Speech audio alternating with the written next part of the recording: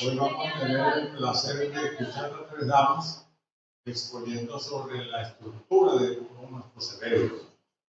Además, un caballero que va a exponer sobre las redes neuronales que están en todo el cuerpo. Recuerden que tenemos neuronas en todo el cuerpo menos en dos sitios. ¿Sabes cuáles son?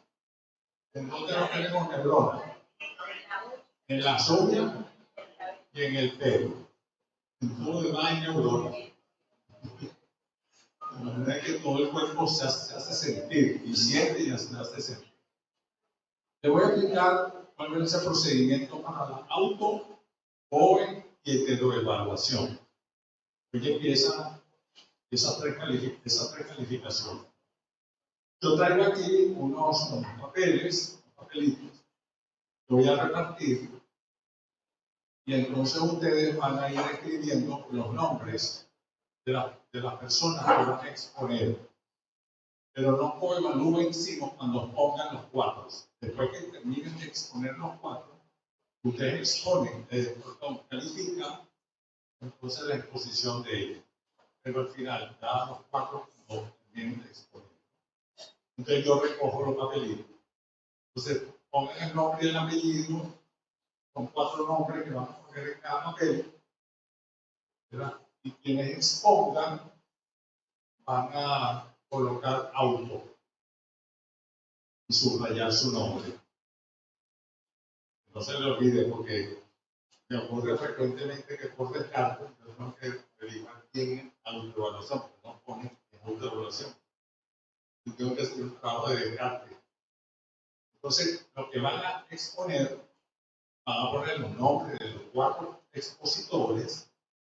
O sea, todos los papelitos tienen que tener 4 nombres, incluyendo los expositores. Porque los expositores se van a evaluar entre sí también. Y para autoevaluarse, son 4 personas porque se van a autoevaluar, se subrayan su nombre. Subrayan su nombre y ahí identifico que es una autoevaluación.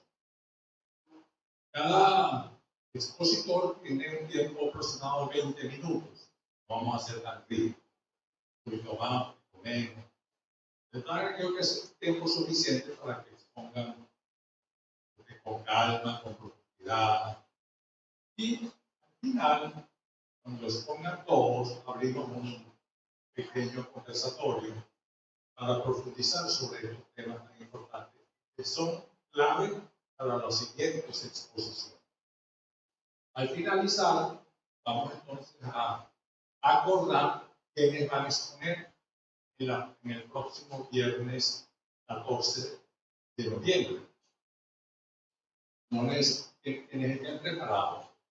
Yo escribí que no es en orden riguroso, podemos ir saltando, de manera que quienes puedan exponer la semana que viene, bienvenidos.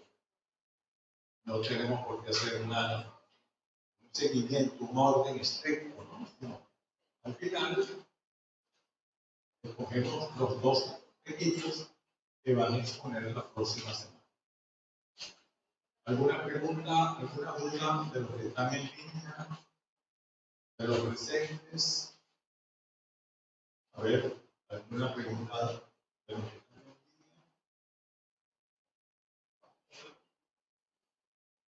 ¿No? ¿Todo está contexto? Bueno, recuerden los que están en línea y los que también están aquí, que ustedes pueden exponer en línea. No necesariamente deben exponer presencialmente. Ustedes lanzan las láminas y hacen su exposición presentando las láminas y se escuchan desde su casa, del trabajo. Bueno, sin más preámbulo, vamos entonces a escuchar a Inés, Inoca, Rosa y después a eso. Adelante, jóvenes.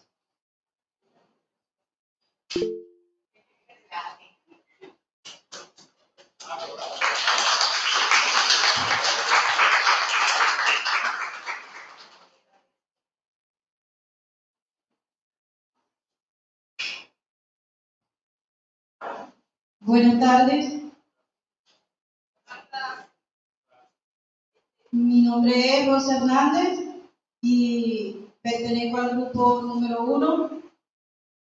Nosotros vamos a poner sobre la estructura del cerebro. Mi compañera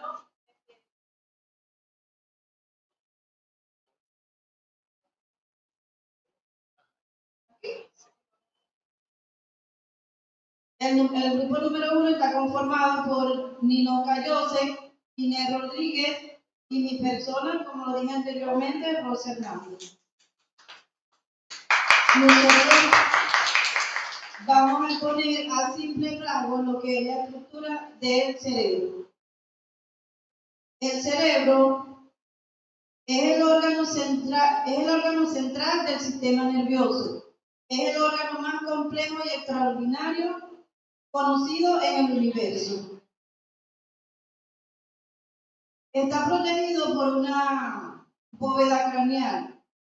El cerebro no solamente regula las funciones básicas para la supervivencia, sino que también es la sede para el pensamiento, la memoria, el lenguaje y otras experiencias sensoriales del ser humano. El cerebro tiene una capacidad para procesar vastas cantidades de información sensorial. Está dividido según el doctor Hernán José Pimenta del Centro de Estudios Cerebrales de la Universidad del Valle. El cerebro está dividido en 3 partes, que son el cerebro anterior o prosencéfalo, el cerebro medio y el cerebro posterior. Yo le voy a explicar un poco del cerebro anterior o prosencéfalo, que se divide en telencéfalo y la corteza cerebral. El telencéfalo está dividido en el hemisferio izquierdo y el hemisferio derecho. Él se encuentra en el lóbulo frontal, que es la parte más grande que posee mayor masa cerebral. Está dividido en lóbulo frontal, lóbulo parietal, lóbulo temporal y el occipital. Este lóbulo frontal se ubica, como dije anteriormente, ¿verdad? Se encuentra en esta zona aquí.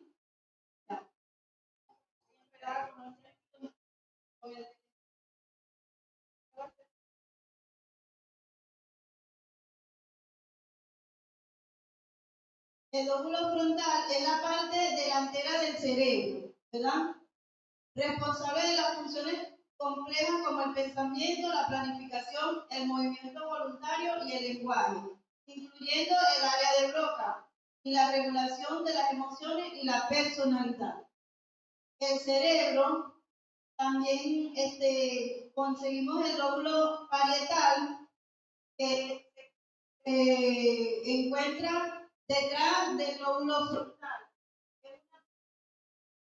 Es una de las 4 partes principales del cerebro ubicado detrás del lóbulo frontal. Su función principal es procesar e integrar la información sensorial del cuerpo, como lo es el tacto, el dolor, la temperatura y la posición de las articulaciones. El lóbulo temporal es una de las partes del cerebro que está situada detrás de nuestras orejas, responsable del pensamiento auditivo, la memoria y el lenguaje. El lóbulo occipital es la parte posterior del cerebro responsable del procesamiento visual. Es el centro principal de la percepción de la vista y el procesamiento del color, la forma, el movimiento y la profundidad. Aquí podemos ver esta parte, continuamos con el cerebro, esta parte la va a explicar mi compañera Inés. Buenas tardes. En esta oportunidad les voy a hablar sobre el cerebelo.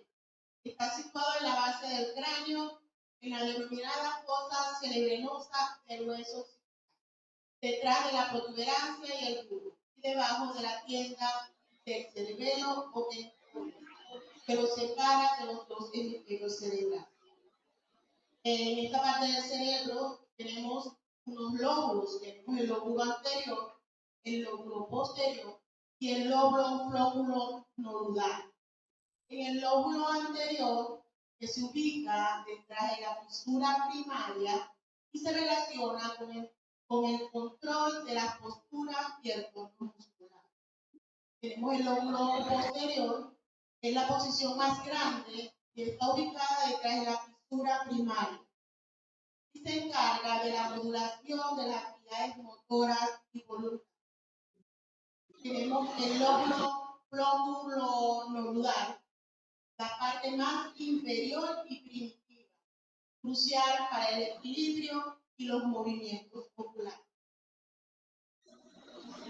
Tenemos en esta oportunidad el tronco encefálico, que es la parte del cerebro que se conecta, es la parte del cerebro que se conecta con la médula espinal y es vital para las funciones involuntarias, como la respiración, la frecuencia cardíaca, la presión arterial y el sueño. También controla los reflejos básicos como la tos, el estornudo y los vómitos. Coordina movimientos oculares y equilibra el cuerpo, además de transmitir señales entre el cerebro y el resto. La parte del tronco encefálico tenemos el cuerpo calloso, es la estructura que se encuentra en lo profundo del cerebro y se conecta con los hemisferios cerebrales derecho e izquierdo. El cuerpo estriado es una estructura del cerebro, parte de los ganglios basales, que incluye el núcleo caudado, el putamen y el núcleo accumbens, estriado ventral. El diencéfalo es una región del cerebro ubicado entre los hemisferios cerebrales y el tronco encefálico, que funciona como un centro de procesamiento y de integración sensorial. A continuación, la profesora Ginoca con el siguiente punto.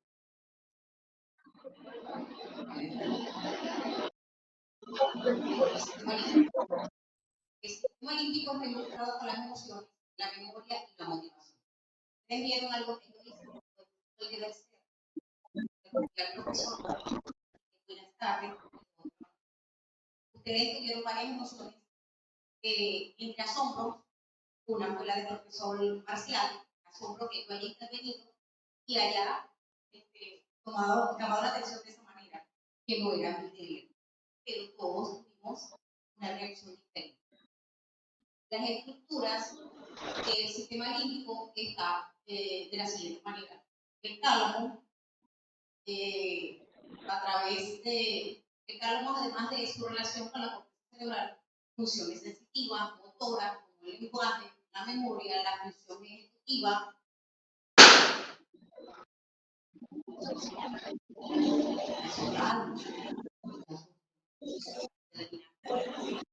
el hipocampo, es crucial para el sistema. Regula emociones, ese susto que ustedes tuvieron fue parte de esa explosión. ¿A qué se debe? Que nos da un susto, tenemos todo el sistema un poquito alterado, la amígdala cerebral, porque tenemos dos tipos de amígdala cerebral y vocal. Tuvieron allí el susto, el miedo, o sea, el sistema nervioso se alteró un poquito. ¿Qué pasó?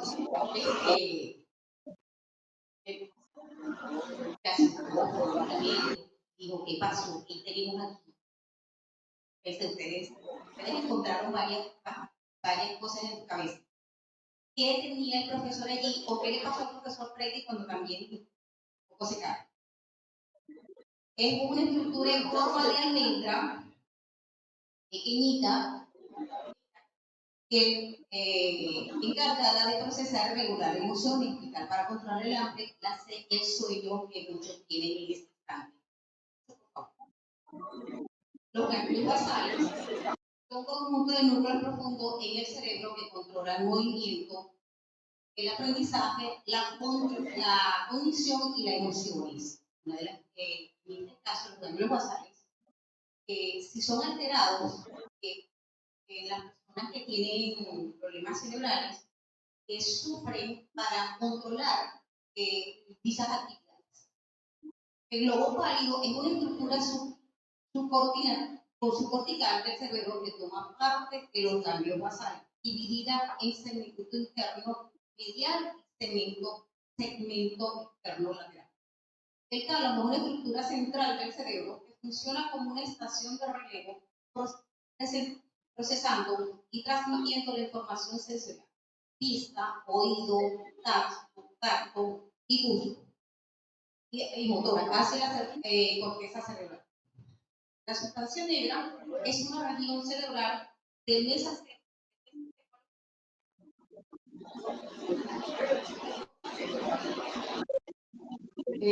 Sustancia negra es una región cerebral del mesocerebro que se llama así por su color oscuro, debido a la presencia de un pigmento llamado neuromelamina, que es una de las que controla la dopamina. Para concluir, las fases del cerebro son, hacen un conjunto donde la estructura del cerebro tiene unas diferentes funcionalidades. De ella, su estructura contribuye al campo de la salud mental y neurálgica, sino que también se profundiza en la comprensión de lo que significa el ser humano. O sea que a medida que ha pasado el tiempo, la salud ha ido investigando un poco más las partes del cerebro y cómo su funcionalidad. Y es por ello que tenemos esos tipos de estudios neurológicos. Muchas gracias.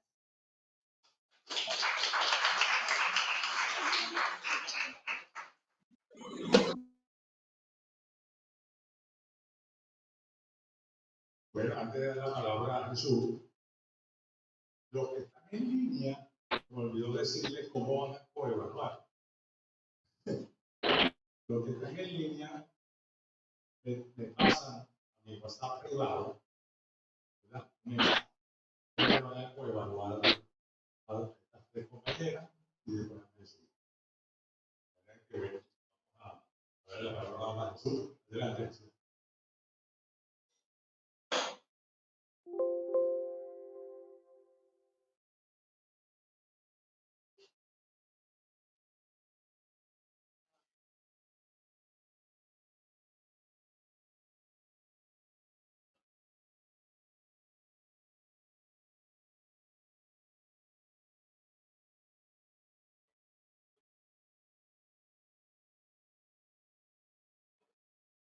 Buenas tardes. De su deber, corresponde hacer la exposición de redes neuronales. Y para ello, llevar una presentación. Bueno, las redes neuronales, tenemos la definición básica de lo que es la red neuronal. Pero antes de eso, vamos a entrar a definir inteligencia artificial, porque a veces tenemos que confundir los términos para aclarar pues, lo que es inteligencia artificial, lo que es redes neuronales y cómo se aplica, haciendo uso de la inteligencia artificial. Entonces, la inteligencia artificial se centra principalmente en la moderación y en la simulación de las actividades cognitivas, o sea, lo que hablamos del cerebro, lo que hace es simular.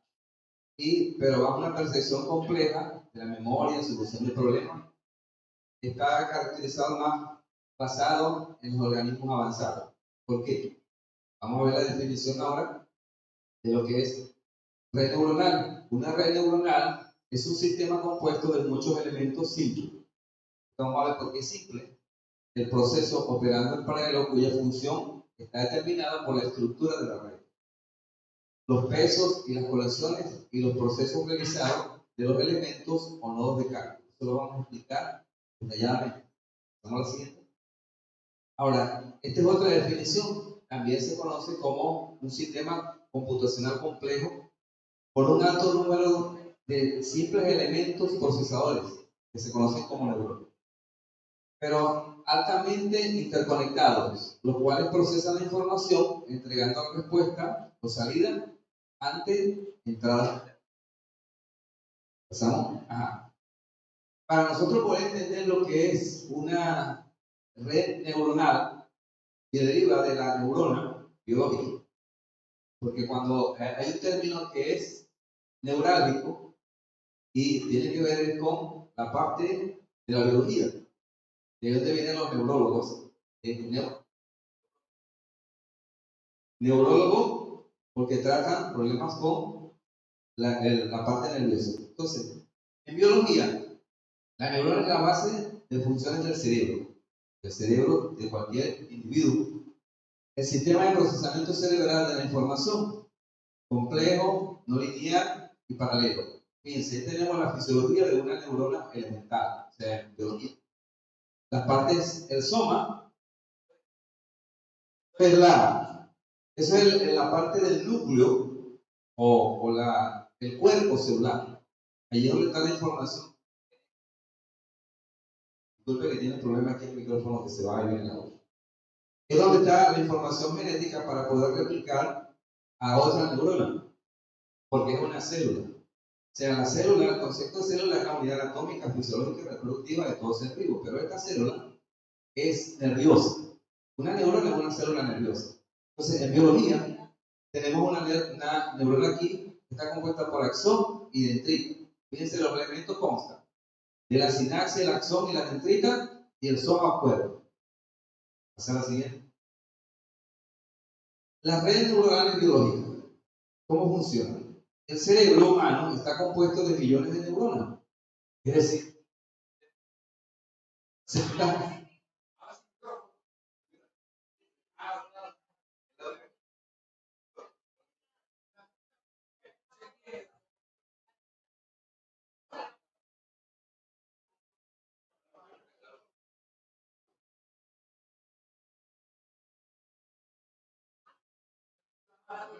Okay. El cerebro humano está compuesto por millones de neuronas. Como lo dijo el profesor, no tenemos ni el cabello ni las uñas, por lo tanto no podemos. Y una neurona que es una célula nerviosa, está compuesta de esta forma. La sinapsis es la señal que ella transmite, que puede ser una señal por y eso se da basado en lo que nosotros consumimos, alimentos. Tienen ciertos elementos que generan la reacción. Pero no solamente eso, sino bajo un estímulo también se puede dar. Entonces, las dendritas son las ramificaciones de ese dato. Y el axón es la parte que comunicamos. Vamos a decir que el axón es donde va la estructura más gruesa como un ramal de cables. Estamos hablando de cables. Y ese axón está envuelto por una estructura que llaman mielina. Fíjense, es curioso, pero cuando la mielina se degrada, generan ciertas enfermedades, como por ejemplo el Guillain-Barré. La persona empieza a perder las funciones motoras, ya no puede sentir y llega un momento en que le da una parálisis, pero él se puede recuperar. Y es porque se rompe la comunicación de una neurona a otra. Y ahí ven las ramificaciones accionales, es donde ella transmite la información. O sea, a través del axón va y se distribuye para pasar de una neurona a otra. Estamos hablando de la biológica, de la célula nerviosa. La neurona emite impulso eléctrico a lo largo del axón, la parte más gruesa. Las ramificaciones llegan hasta la dendrita, ahí, de otras neuronas y establecen unas conexiones llamadas sinapsis. Esa es la sinapsis, la conexión. Es el impulso eléctrico o el mensaje neuroquímico, lo que se da. Okay. Aquí tenemos la diferencia. Fíjense que la compañera hablaba acá de las partes del cerebro, y hablaba del lóbulo occipital, donde tiene que ver con la parte auditiva. Nosotros lo que hacemos es oír algo y la señal la recibimos, la codificamos y el mensajero, que es la neurona, manda la señal a que nos activemos. Pero hay otras que tienen que ver con la parte del tacto, porque nosotros tiramos en el cabello cualquier cosa que nos tocara sintiéramos. Al igual que por lo menos en la pleura, que es la parte que cubre el pulmón, es una membrana pleural. Esa parte tiene pocas terminaciones. Por eso es que cuando una persona padece de cáncer, cuando la afección supera la pleura, ya es demasiado tarde. Porque el cuerpo está diseñado de esa manera para que no podamos sentir cuando respiramos. No nos molestar el aire que entra a los pulmones. Entonces, por eso es que ahí no hay terminaciones, hay pocas terminaciones. Ese es un ejemplo de la parte. Ahora bien, vean la biológica. La biológica está compuesta de neuronas y la artificial es unidades de proceso. Las conexiones son sinápticas y ahí las conexiones son ponderadas. ¿Cierto? Y la efectividad de la sinapsis se da en la biológica. Y allá el peso de las conexiones, o sea, se les dice, lo vamos a verificar cómo es que ocurre artificialmente. El efecto es excitatorio o puede ser inhibitorio de una conexión. A ver, está pasando un avión. Entonces puede haber en la biológica, puede haber algo que excite o puede haber algo que inhibe. Por ejemplo, a través de la vista, nosotros podemos ver algo que nos active, por decir algo, las glándulas salivales. Y eso manda una señal a nuestro cerebro de provocarnos ver lo que estamos viendo. Hay una señal. Ahí ustedes por química. Ahí donde se activa, ese va a ser otro punto, pero que van a tratar los neurotransmisores. Los neurotransmisores se activan al final de la entrevista cuando llega la señal de lo que va a suceder. Estamos viendo la parte biológica. El efecto, la situación de la conexión. Allá el signo es el peso de una conexión. O sea, el valor que le dan es lo que va a generar el peso. Y el efecto combinado de la sinapsis, y allá es la función de propagación en la red. En esta parte, ¿cómo se activa? Hay un momento que se activa. La activación da una tasa de disparo. ¿Qué significa esto? La tasa de disparo es que la neurona en sí va a recibir un estímulo químico. Le va a entrar algo ahí, va a activar algo. Por ejemplo, hay alimentos que tienen alto contenido parte de una proteína, como la tiamina, como en el caso de por ejemplo, los pescados, el queso, que en algunas personas le da alergia, se activa una respuesta inmunitaria. Este es un disparo que hay ahí hacia una respuesta del cuerpo, es una señal. Y nosotros tomamos ¿qué es? Como un inhibidor, que ahí se activa, pero hay algo para inhibir. Vamos antihistamínico para revertir el ejemplo. Ahora, ¿cómo ocurre aquí la función de activación en el caso de la artificial que haya una salida? Una salida. Fíjense, ¿cómo es la arquitectura de la red neuronal? Aquí están los dos dibujos. ¿Cómo diseñaron un modelo, vamos a decir, artificial de lo que es la neurona, que es la red neuronal, que es artificial? Cuando hablamos de una red neuronal, estamos hablando del modelo copiado de la biología, que es artificial. Y ahí tenemos la entrada, la razón, la sumatoria, que será de lo que vamos a ver más detalladamente. Y luego hay una transferencia y una salida. Va a ser así. Aquí está, es la arquitectura, cómo está diseñada. Tenemos las neuronas de entrada, y las neuronas ocultas. Y luego las neuronas de salida. Hay una capa de entrada, oculta y salida, porque este es un sistema. Para lo que hemos visto desde el sistema, hay una entrada, un proceso y una salida. En el proceso es donde lo que conocemos como la caja. Y ahí es donde nos embromamos a nosotros, porque nos quieren mostrar algo disfrazado que no sabemos el trasfondo. De ahí es donde nosotros, con un análisis crítico, determinamos qué hicieron, para qué hicieron. Esa es la parte que nosotros estudiamos el efecto que hay. Muchas veces nos ponen la información para algo didáctico y educativo, que viene de un origen bancario, va a ser la siguiente. ¿Qué es el aprendizaje las redes neuronales, la que trata para poder adquirir la aprendizaje profundo, una técnica de la IA, de la inteligencia artificial, que emplea redes neuronales artificiales con múltiples capas para aprender patrones complejos. Algunos ejemplos incluyen reconocimiento de imágenes, identificación de objetos y fotos. Lo hace el programa real, que pueda reconocer imágenes a través de procesamiento del lenguaje natural, la NLP, traducción automática o a chatbot. A través de esto se puede hacer para la traducción de idioma. Hablan acá y mandan acá. Se va a cualquier país y puede hacer eso. La predicción de series temporales, análisis de tendencias, datos financieros. O sea, porque a través de este programa se puede crear la tendencia a cómo van las cosas. Puede ser en un banco o en una. Ahí se aplica. A pasar así. Las redes neuronales en la IA. Su objetivo es reconocer patrones, aprender de datos, realizar tareas complejas como clasificación o predicción. Poder predecir algo que va a acontecer.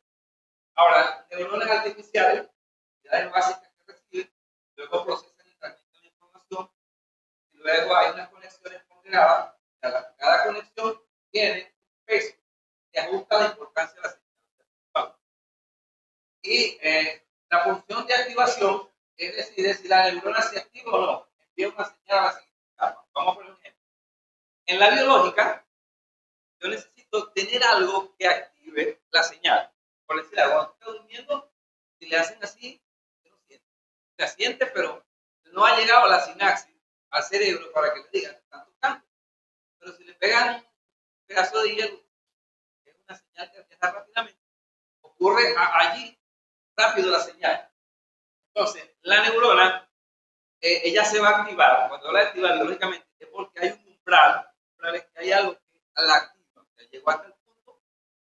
Es como cuando nosotros, en agronomía, necesitamos matar la plaga cuando ha llegado a un umbral económico. Siempre en el cultivo hay una plaga, pero hasta que no genere un umbral económico, digamos, vamos a eliminar, le aplicamos en el producto, algo así.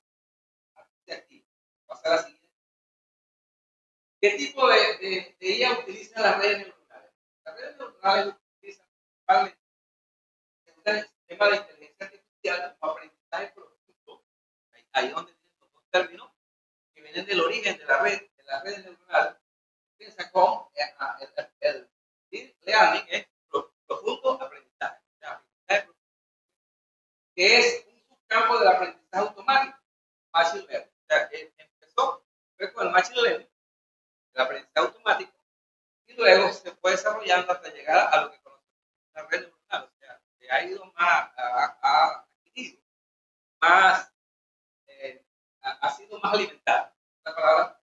Estas redes son fundamentales en modelos comunes. Redes neuronales convolucionales, usadas en la visión por computadora. O sea, que a través de se puede procesar algo. Redes neuronales recurrentes, reales para procesamiento de secuencias como texto de voz. O sea, ya hay programas que dictan, que reconoce, puede traducir, solamente con hablar. Lo que se usa. Y redes generativas adversariales, que son las utilizadas para generar datos sintéticos, imágenes o audio. O sea, es una simulación que hace, no es exactamente lo de nosotros.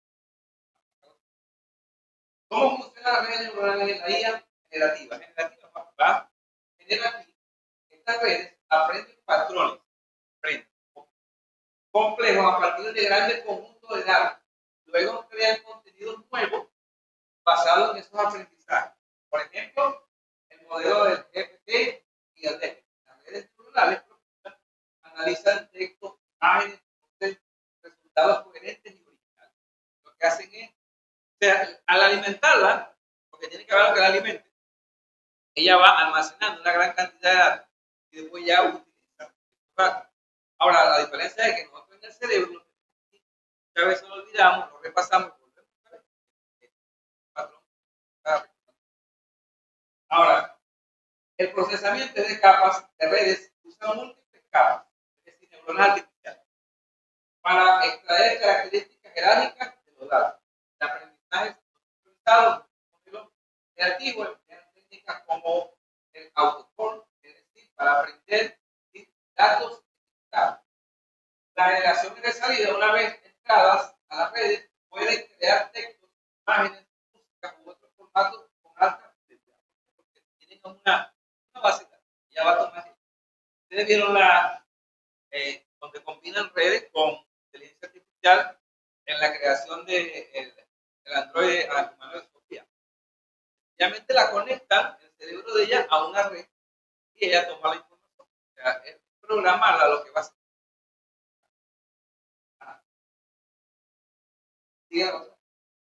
Aplicaciones prácticas de las redes neuronales. Las redes neuronales se usan en campos por computadora, lenguaje natural, capacidad para manejar datos estructurados, hace ideales para tareas complejas y el reconocimiento de imágenes, fotos o videos. Porque ella lo que va es con unos datos que tiene, va a ordenar la información y le va a asignar un valor. En Chatboy, la generación de respuestas es el lenguaje natural. Y en la predicción financiera, que es el análisis a una tendencia de mercado. Solamente también en áreas como el ámbito. ¿Y cómo se aplica las redes neuronales en la vida real?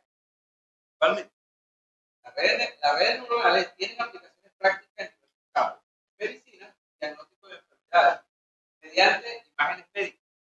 Porque a veces uno cree que el equipo nos está viendo textual, realmente cómo estamos por dentro. Pero él ya lo que tiene es una, vamos a decir, está alimentado a lo que ve, lo calcula, lo procesa y da un informe. Por ejemplo, actualmente, bueno, para los hombres una gran ventaja que hay equipos donde lo colocan de un lado y del tamaño de la próstata y el tamaño y le dice si está fuera del rango normal. Es como el programa que hacen para las mujeres cuando van a ver el bebé. Los hombres, los ginecólogos que están ahí en camino, tienen un programa, un equipo que le da un patrón y le dice cómo debe estar el diámetro, el tamaño de las unidades en proporción a la cabeza y el cuerpo, y el médico le dice que está bien de tamaño, o tiene la cabeza muy grande, o tiene la cabeza muy grande, que ya ha sido inventado y lo que hace. En automoción, sistemas de conducción autónomo pueden hacer el trabajo de manera automática, está programado para eso. Y en finanzas, ahora, ¿cuáles son los desafíos de las redes neuronales? Aquí coloqué algunos, pero esto tiene muchas cosas. Fíjense, el consumo de recursos, el modelo complejo, exige una potencia computacional, energía, limitado y su accesibilidad. O sea, estamos hablando ya del factor económico, que no tiene la posibilidad de hacer uso de ella, es como decir, va quedando a un lado. Los sesgos de los datos, creo que también alguien va a tratar ese punto de la parte de los sesgos algorítmicos, donde la información va hacia otro lado.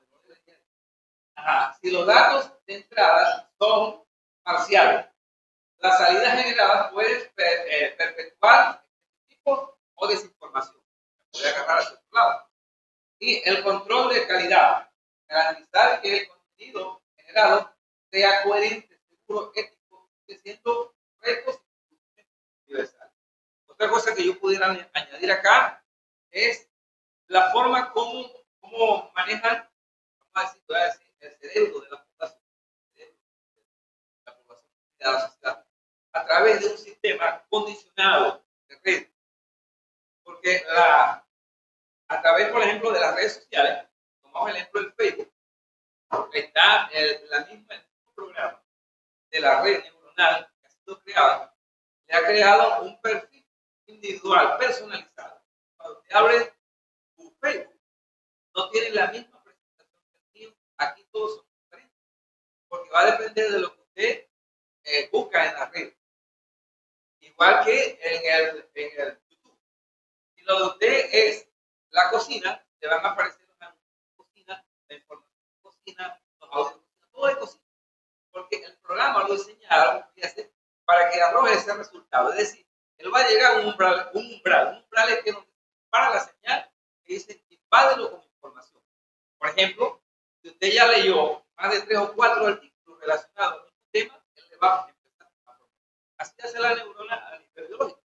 Una vez que ella tiene para disparar la señal, ella desactiva. Entonces, así nos hacen acá. En esa parte de ese proceso que está intermedio, es lo que yo le llamo la caja negra allí, es donde puede haber manipulación y sesgo de información a querer haber una dominancia hacia lo que yo quiero. Ese es un arma, puede ser un arma. Y ahí es donde nosotros tenemos que analizar y decir, oye, esto está perjudicando. Muchas gracias.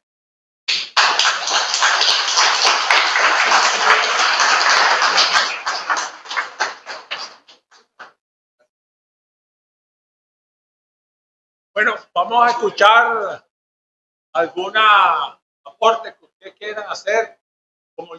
Recuerden que yo les dije que investigaran previamente el tema de la estructura cerebral y también sobre las redes neurales. De manera que se abre ahorita el conversatorio antes de que yo busque los papelitos. Los papelitos lo voy a recibir al final.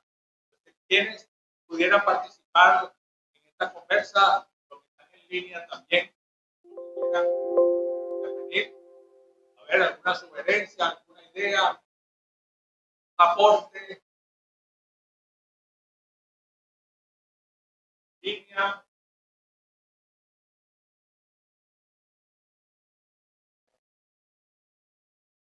¿Lo estudiaron? ¿Lo estudiaron? ¿Lo investigaron? Bueno, quizá como un ejemplo que le voy a hacer, puede que nos anime para intervenir. La primera palabra que dice un bebé. La primera palabra que dice un bebé. Imagínense en la estructura del bebé, la estructura cerebral del bebé, cómo se genera toda la información sináptica del cerebro, también a través del sentido, para producir la palabra mamá, que es la primera, ¿verdad? O papá o mamá, una de los dos. Primero papá, pero o es papá o es mamá, pero siempre es, por lo general, esas son las dos primeras palabras. Ahora, ¿por qué el niño apenas de 2 días de nacido, para de nacido, puede decir papá? ¿Qué es lo que lo lleva a él a decir papá, mamá? Entonces, no se escucha atrás. ¿Qué es lo que más escucha él? Es porque lo induce el papá y la mamá a decirlo. Será solamente la palabra de la mamá que le dice mamá, mamá, como diciendo, le repite conmigo. No, el papá, papá. Será solamente eso que induce a que el bebé diga mamá o papá. La motivación. ¿Qué lo motiva a él? ¿Qué es lo que le da, qué es lo que le ofrece la mamá y el papá al niño?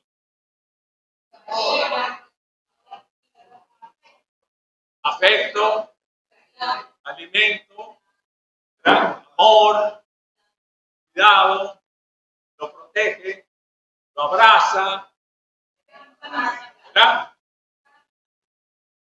De tal manera de que el bebé tiene un ambiente, lo que llaman lo ecosocial, una dimensión ecosocial alrededor de él, que lo induce a tener que hacer algo con la voz. Tiene que decir algo con la voz. Está ansioso de decir algo, pero no llega el momento. Entonces, un día, la mamá baña al hijo, ¿verdad? Lo va bañando, lo va secando. Cuando lo seca, el niño le dice mamá y la mamá se desmaya, ¿verdad? de la alegría. O el papá. Papá y le da un infarto al papá. Tanto así no, ¿verdad? Ahora, ¿cómo se genera esa palabra papá y mamá? ¿De dónde surge? ¿Cómo surge? Tomamos en cuenta la estructura del cerebro y la red neuronal. Pero están los sentidos. O sea, hay tacto, hay escucha, a la observación, al olfato, ¿verdad? Y de alguna manera tiene el sabor de la leche materna, ¿verdad? Fundamentalmente. Uno empieza, bueno, claro, el tacto, ¿no? El tacto en la piel. Entonces, una serie de informaciones, hay información que se va captando a través de diferentes partes del cerebro. Adelante.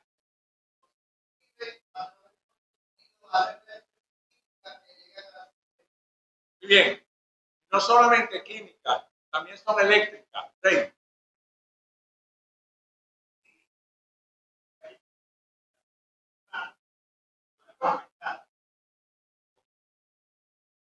Eso es.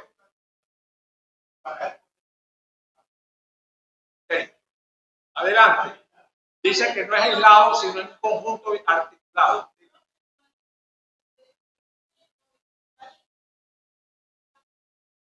Claro, lo escucha.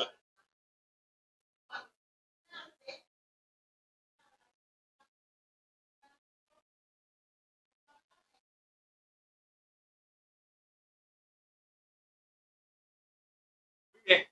Estamos hablando de una percepción multidimensional y sistemática. Una percepción, fíjense, lo primero que hace el bebé es percibir a través de los sentidos. Pero es multifuncional, multidimensional, ¿verdad? Y es sistémico, articulado, es decir, se asocia. Se asocia el amor con la sensibilidad, con la escucha, con la leche materna, es decir, se conjuga y se combina, y hay un proceso transcomplejo, que es un término ahora que se toma en la neurociencia, que empiezan a todos los componentes del cerebro empiezan a interactuar de manera retroactiva, interactiva y unificante para generar la palabra mamá. Eso, miren, eso hace 30 años no se entendía eso. Eso es recién, estamos hablando de hace 30, 40 años. No estamos hablando de 200, 300 años. Eso se explica ahora, recientemente. No se podía explicar antes. Cómo el cerebro, el cerebro está muy religado, le decimos nosotros los educadores. Hay una religación entre la estructura del cerebro y la red neuronal. Y que es lo que lo ayuda a hacer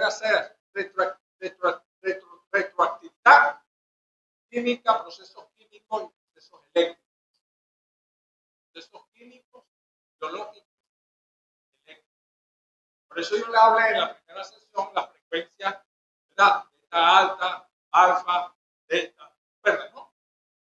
Que eso entra en juego porque es lo que hace que el proceso de sinapsis de las neuronas, ¿verdad? Se transmite. Todo eso genera comportamiento por parte del. Ahora, fíjense lo importante que son los dos hemisferios. ¿Por qué? Porque la amígdala genera dopamina, que es un neurotransmisor, que nos ayuda de verdad a sentirnos felices. Después de que tomamos la leche materna, el niño se siente feliz, genera una dopamina y la amígdala.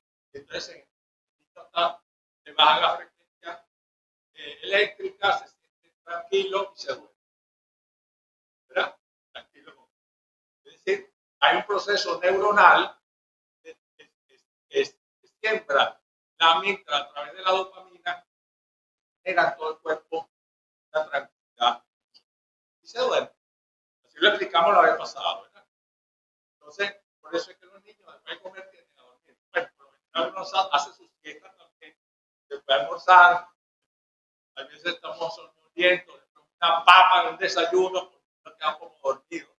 Después de desayunar mucho, se adormece un poco, ¿Por qué? Porque hay una satisfacción corporal y esa dopamina genera a mí como me va a chinchorrar, va a pasar este sabroso desayuno. Y hacerlo los llaneros. Pero no, antes de salir a real, descansa un poquito, no salen disparados, descansa un poquito y a las 4 de la mañana estamos hablando. Entonces los hemisferios derecho e izquierdo. Entonces, ¿qué pasa en los hemisferios? Todas las sensaciones a través de la audición, la observación, etcétera, llega por el hemisferio derecho. Llega por el hemisferio derecho y se siembra en el subconsciente imágenes, sentidos, percepciones, sentidos, colores, sonidos. Todo esto se transmite por el cerebro derecho y lo guarda en el subconsciente con imágenes, ¿verdad? Y también memoria de sonido. Y lo pasa al lado izquierdo, al hemisferio izquierdo, y lo procesa. Y empieza el niño a racionar. El proceso de racionalización. Ese proceso de racionalización que hace el hemisferio izquierdo es que con los aprendizajes previos, conocimientos anteriores, experiencias que he tenido antes, entonces empieza a combinar con algo nuevo de sensación, una percepción nueva, lo procesa y lo racionaliza y empieza un proceso de memorización, aprendizaje y memorización. Llega inclusive a tomar conciencia, etc. Eso lo hace el hemisferio izquierdo. Ese proceso lo realiza el bebé. El proceso del bebé, el bebé va percibiendo sensaciones a través de todos sus sentidos, lo va desarrollando y lo va acumulando, aunque la palabra acumulación no es la más correcta, sino lo va desarrollando, ¿verdad? La va combinando, etc. Llega un momento en el lado izquierdo de la experiencia repetida, que hay un aprendizaje, hay una memoria, y llega un momento que el hemisferio izquierdo le dice al cerebro frontal, al que está acá adelante, dice, bueno, no vas a decir nada, le dice, tienes que decirle algo. Entonces el niño, ya teniendo una racionalidad, es que se atreve a decirle al lenguaje, produce una palabra. Vamos, di algo, no te quedes allí. Entonces los cerebros le dicen a esto, bueno, pero di algo. Entonces que el niñito, después que recibe un buen baño, que está bien amamantado, que ve a su mamá feliz, es que le dice, mamá. Pero es un proceso donde la estructura del cerebro trabaja por varios días. La sinapsis, todo el sistema neuronal trabaja de manera sistémica como un sistema y va generando en el hemisferio izquierdo y después en el hemisferio derecho la racionalidad para después expresar con la palabra. Esos son estudios, pues, investigaciones que se han hecho. Y bueno, y eso es algo. ¿Alguien más quiere conversar sobre esto? La importancia de la estructura del cerebro en el aprendizaje. Ahora, yo no había esto que nos dice Jesús, que como la inteligencia artificial tiene una estructura neuronal, porque es lo mismo, es como que si allá en un edificio gigantesco que consume energía y agua enormemente, los creadores de la inteligencia artificial es como que si fuera un bebé, exactamente igual a un bebé, que le van dando datos y datos y datos, pero es inteligente. Ahí no hay nada emocional. Solo datos. Son datos.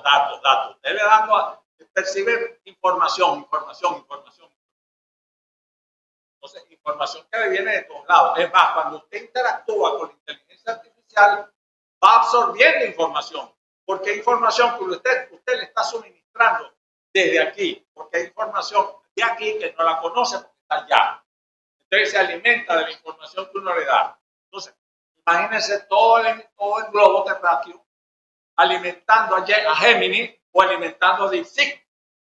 Entonces, eso consume agua y electricidad, pero bárbaramente. Eso es una generación violenta. Yo no sé si ustedes han visto los edificios de estos DeepSeek y de Gemini. Pues, dicen que, bueno, que eso van a tener que buscar la manera de que no consuma tanta agua y tanta electricidad. Que es bárbaro, porque es tanta información que recibe y de hiperinformación acelerada. Pero funciona como un cerebro de niño. Y va creciendo, y va creciendo, y va creciendo. Por eso es importante que todavía la inteligencia artificial apenas está empezando. Rey.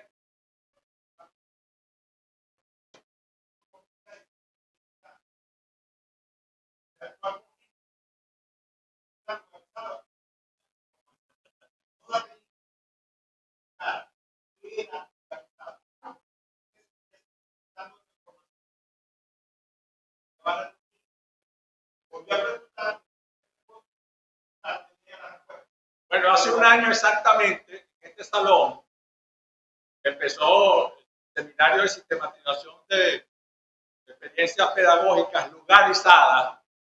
Yo no dije nada lugarizado, yo lo dije así, sistematización de experiencias pedagógicas. Yo no puse lugarizado en la publicidad, en la convocatoria. Pero en la primera pregunta generadora yo le dije, ¿qué es una pedagogía lugarizada? Y todo el mundo peló por la inteligencia artificial. Claro, porque no es la primera vez que oían esa palabra. ¿Qué? Pedagogía lugarizada. Bueno, y la entrevista que la inteligencia artificial no le dio respuesta. No. Ninguna, ni ChatGPT-4, ni Gemini, ni ninguna le dio respuesta. Bueno, fue interesante. Ellos se dieron, o sea, estaban presentes, se dieron cuenta que la inteligencia artificial no tiene respuesta a algunas cosas. No tiene respuesta. No la tiene.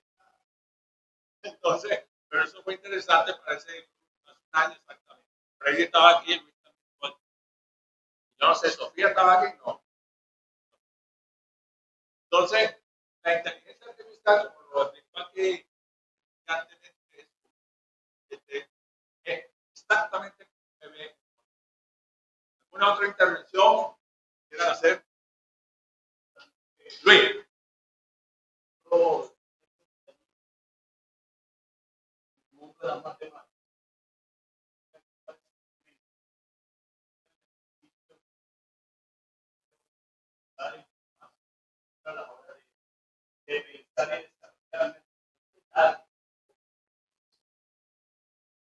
He venido leyendo unas investigaciones. Pareciera que cantidad ya es una capacidad. Incluso ya hay investigaciones que no es desarrollado por la aprendizaje. Y las investigaciones han dicho que es una característica común con los humanos. Ya hay trabajos de niños menores que están en la lactancia, que se les presenta, por ejemplo, un juguete. El niño lo queda viendo, usted hablaba de la percepción visual, queda viendo, se lo quita, le presenta, se lo quita y se lo colocan detrás de una pantalla. Le presentan otro juguete. Le da un momento y él lo visualiza, se lo quita y lo colocan detrás de la pantalla. Cuando le quitan la pantalla, aparece un solo juguete. Y el bebé queda como que esperando el otro juguete. Pareciera que hay una capacidad innata, ya viene propia, producto de lo visual y lo espacial, y que eso está en una estructura celular. Está en la estructura celular. Eso lo tenemos que tener en cuenta a la hora de leer o comenzar a desarrollar conceptos, más aún un proceso simbólico y eso después de la escritura escrita. Hay otro proceso también, otro experimento que han hecho. Se le presenta al niño dos, ya posteriormente, ya cuando va a un proceso de un año de edad, cuando comienza a caminar, se presentan dos filas. En una fila hay más niños que en otra.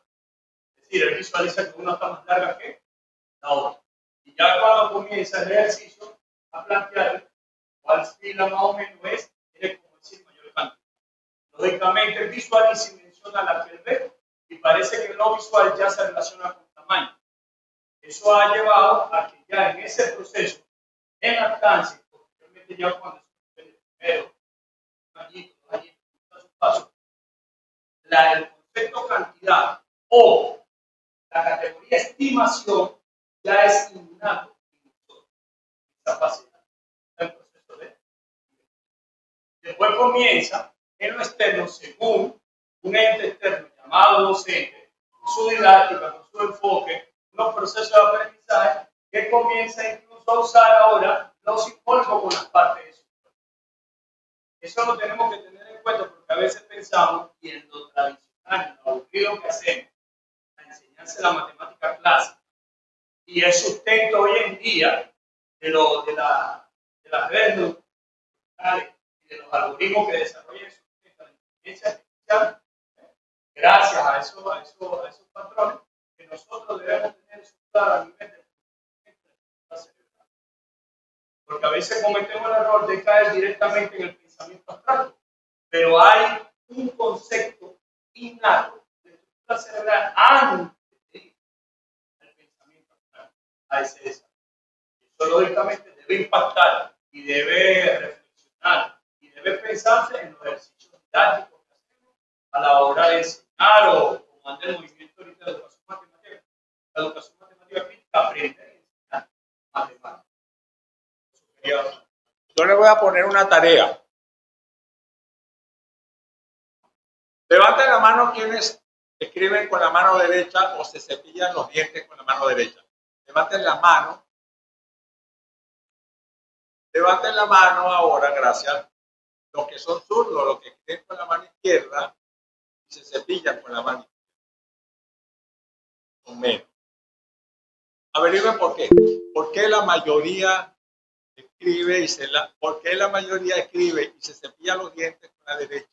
¿Y por qué una minoría es al revés? Lo mismo que los bateadores, los tenistas, etc. ¿Por qué? Y la respuesta tiene que ver con esto de estructura del cerebro y no neuronal, ¿no? ¿Qué es la respuesta? No puede ser. Okay, bueno, Ya ves. A ver. ¿Quién domina lo que son la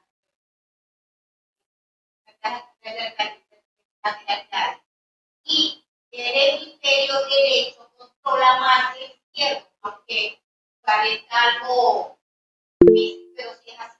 Bueno, tú das una explicación. Ajá, allá arriba, allá atrás, ¿qué dice?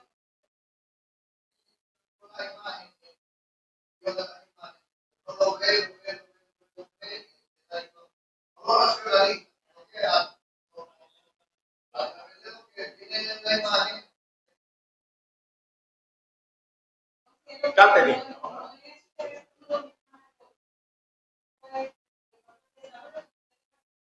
El desarrollo que tiene que ver con el desarrollo de los hemisferios. Tiene que ver algo en eso.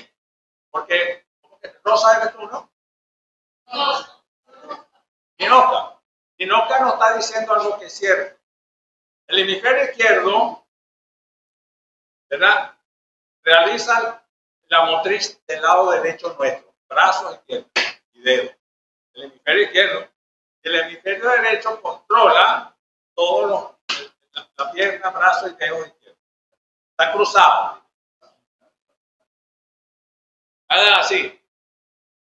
Ya en su casa. ¿Ven? ¿Están viendo? Ahora hagan así. ¿Ok?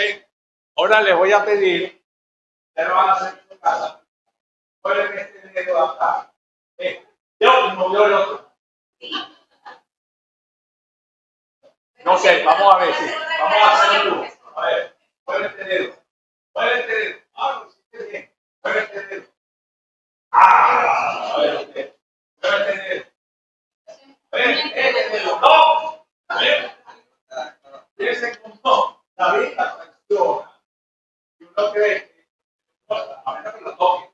Si no lo toco, entonces obviamente mueve el dedo. Pero si yo soy Nico sin tocar, mueve el otro. ¿Qué pasa allí? Que tiene que ver con la pregunta que le hice. A ver, no. En mi caso, yo soy zurda, pero mayormente trabajo con la derecha. Y mayormente yo trabajo a la derecha. Yo voy sola, pero hay cosas que es más fácil manejarlas. Levante la mano los que se cepillan con la mano derecha. La mayoría se cepilla los dientes con la mano derecha.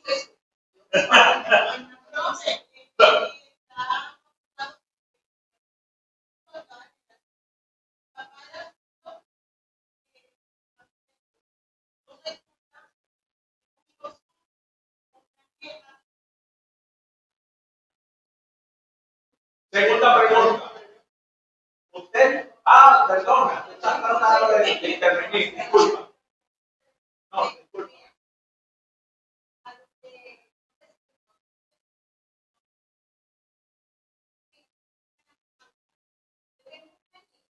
¿Qué?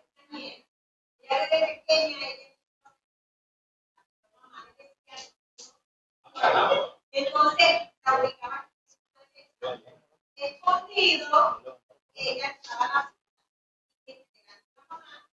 la derecha. Entonces, ella en esta escuela, yo con la izquierda, pero entonces, yo pego ahí, ya, yo digo a ella, ya.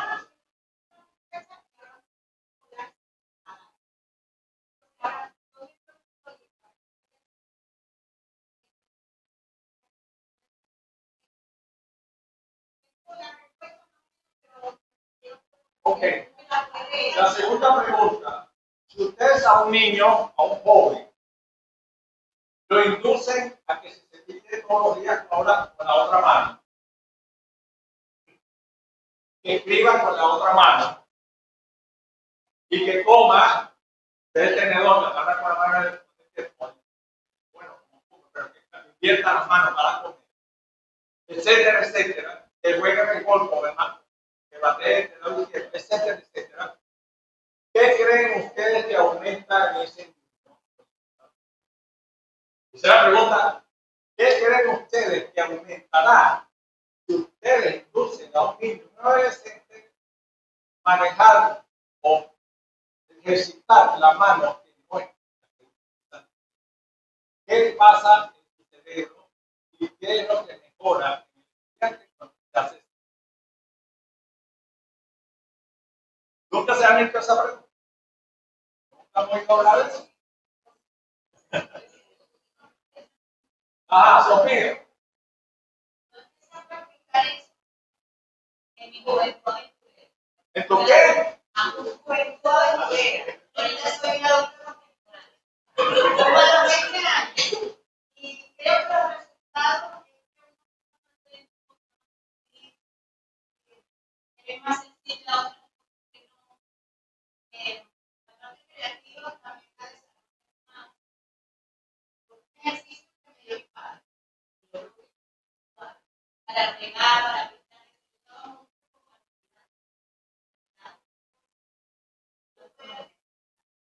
y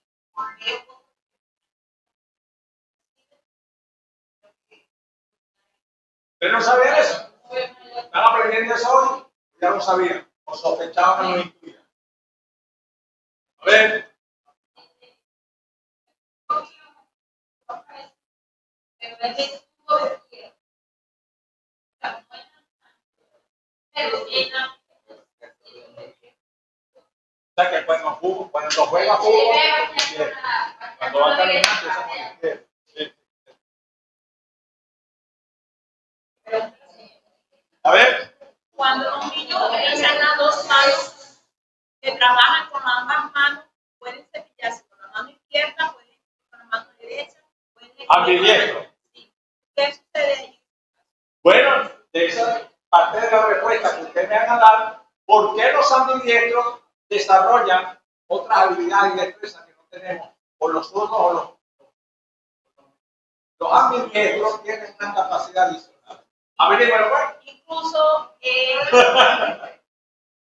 conozco una niña de apenas 2 años que se pone el lápiz en el pie, en los deditos del pie, raya, hace letra con los dedos en los dos pies. Los que no tienen brazos, utilizan los No, pies. ella tiene sus brazos Y es lo mismo. Si usted es derecho, usted va a decir escribir con los dedos los pies derechos. Si es solo igual, Ese la hace fácil. porque es derecho para allá. Y hoy una de 5 años también que probarse.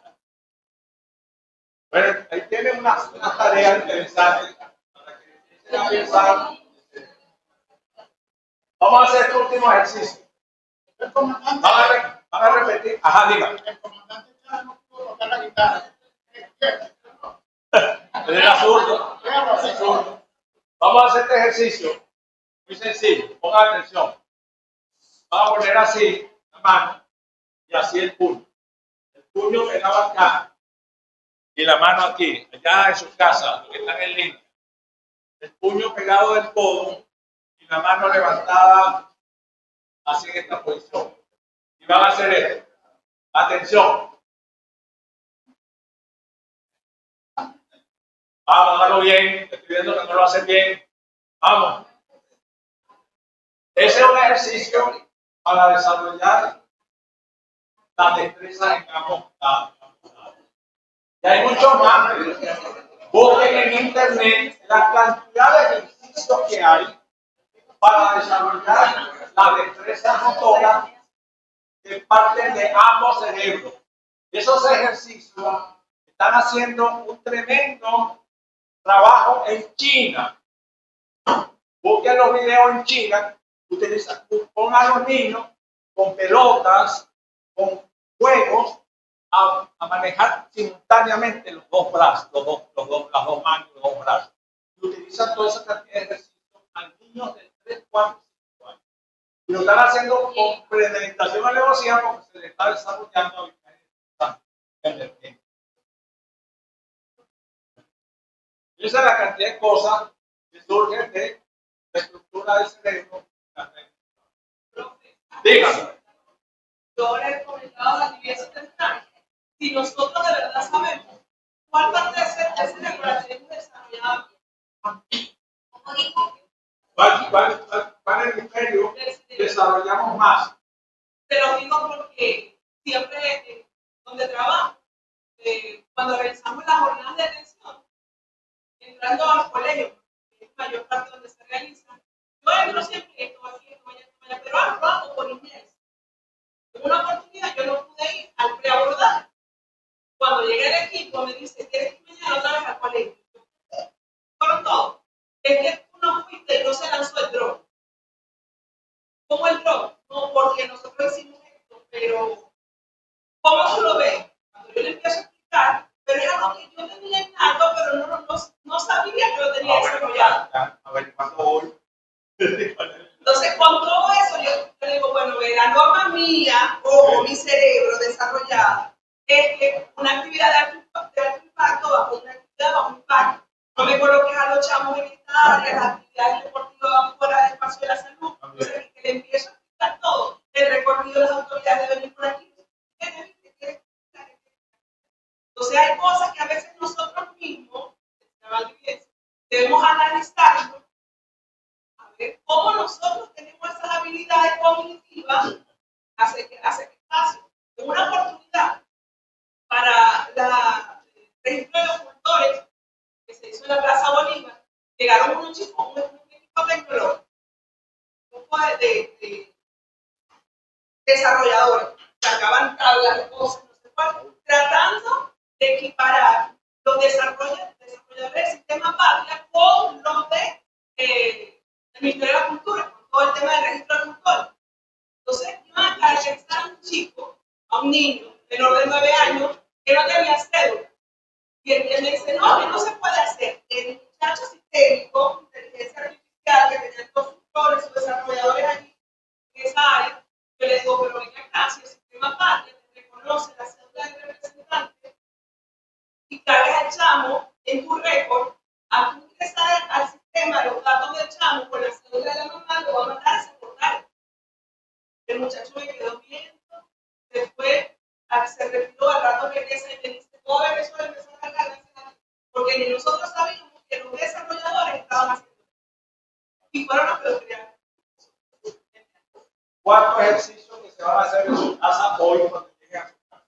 Usted va a agarrar lápices de diferentes colores o marcadores de diferentes colores. Y en una pizarra o en una hoja, usted va a escribir palabras sobre colores, pero lo van a escribir con el color que no es. ¿Me explico? Van a escribir negro con un marcador o un lápiz rojo. Van a escribir blanco con un marcador negro o un lápiz negro. Van a escribir azul con un marcador rojo o lápiz rojo. Y así sucesivamente. Y le van a preguntar a su hijo, a su esposa, a su amigo, a su vecino, a quien sea, que lean los colores, que te digan en cada palabra qué color hay. Hagan ese ejercicio y se van a sorprender lo que va a pasar. Se van a sorprender por la respuesta. ¿Usted ya lo hizo? ¿Usted ya lo hizo? ¿En serio? ¿Qué va a pasar? No van a leer. No van a ver color. ¿Qué es lo que ven? La palabra. La palabra que lo asocia Hagan el ejercicio y bueno, y van a explicar. Claro, pues ustedes van a decir, hay algo interesante. Pero explíquenlo sobre la estructura del cerebro. Hagan, busquen la explicación de ese ejercicio en la estructura del cerebro y la red neuronal. Eso es empieza desde la ruta con la planificación. Pero tienes algún ejercicio que hacer. Vamos. Este es algo. Del 1 al. ¿Cómo calificamos la mueve? Del 1 al 20, ¿verdad? Del 1 al 20, del 1 al 20. Del 1 al 20. Aquí ya lo tengo. Individual. Cada posición es individual. Y la evaluación es individual. Los que hicieron la autoevaluación se subraya. Por favor. ¿Ya? Sí. Esto es evidencial.